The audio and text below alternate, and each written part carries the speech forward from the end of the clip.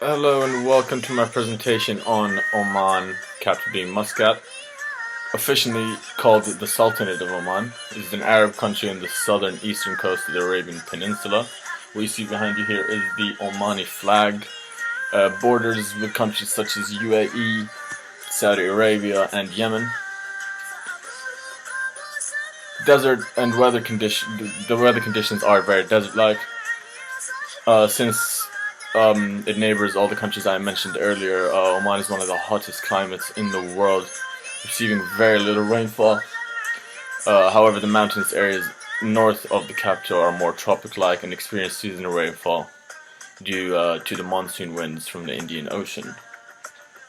Very beautiful nature-wise. It's one of the biggest tourist attractions for Muscat itself. However, drought and limited rainfall contribute to a very big shortage of water supply. The maintenance of agriculture and domestic use is a very big pressing issue in Oman, with 90% of water used in agriculture and farming, as you see behind you here. What you see here is the rice farm in the southern part of Muscat, where they've created a man-made almost falaj, it's called in Arabic, which translate literally to well or canal.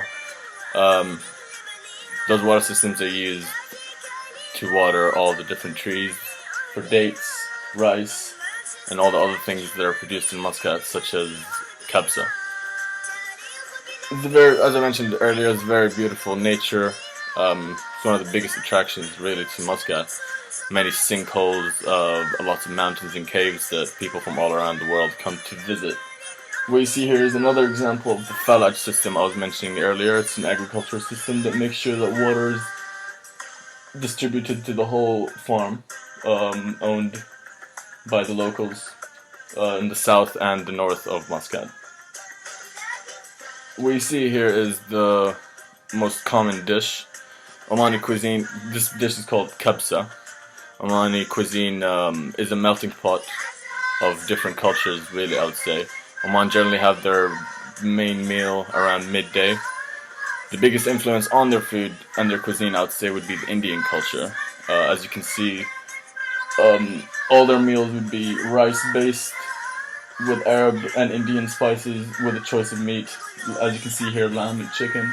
Sometimes it's fish, beef, or whatever.